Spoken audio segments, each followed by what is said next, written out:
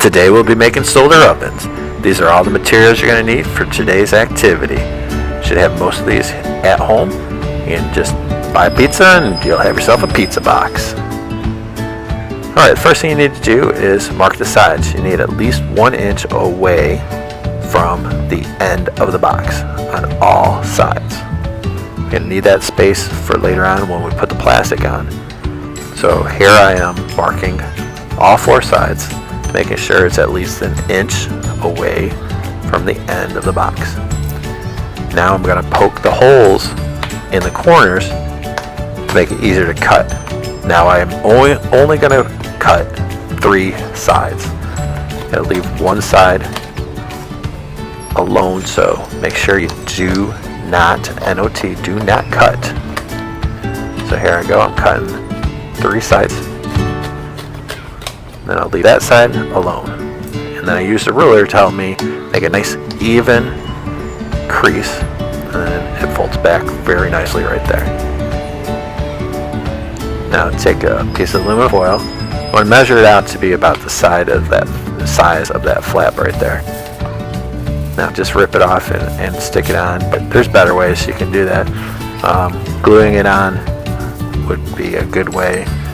I'm just making it fast in the video here so you don't have to wait, but smooth that down. You want that to look as much like a mirror as possible. Go ahead and put foil on the bottom of your box as well. This one you can also glue down if you'd like.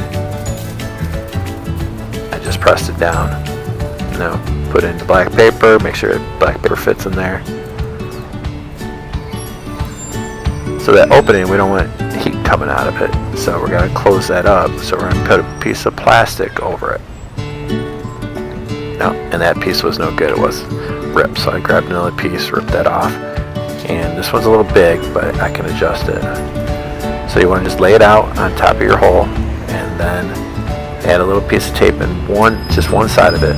Make sure you don't go over the crease where the box folds, otherwise that will mess up.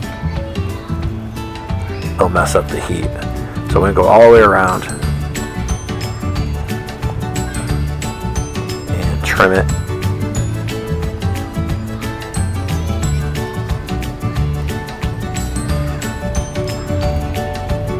And then it just rips off. Be careful when you're doing it. Don't press hard with your hands. It can cut you. So be careful.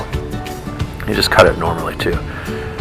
So then I'll go around and I'm taping the sides, but I'm trying to pull the plastic tight so it's more like a window, like clear, like a window.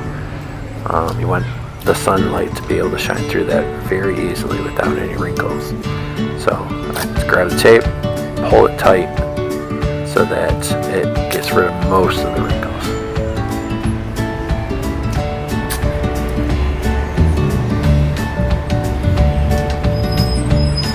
This is the hardest part for most kids.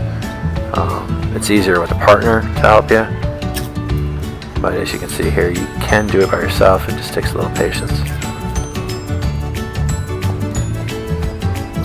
You want to go around and cover all parts of the plastic. You don't want any spot where the heat can get out.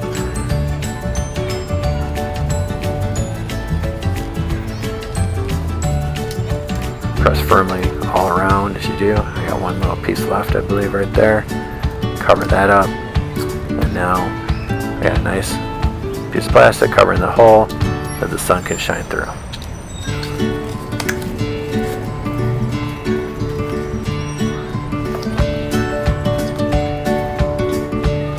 And then use that flap to reflect the light in there.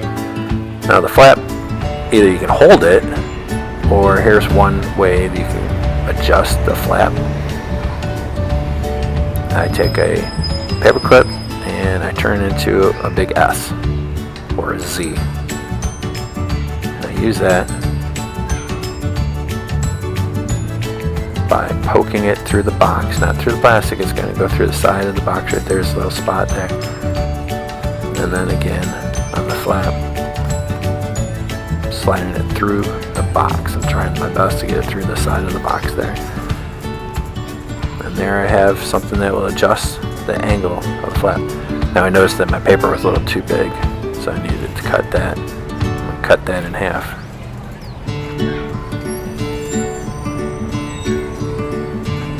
black will absorb the sunlight and turn the sunlight into thermal energy, so radiant energy into thermal energy.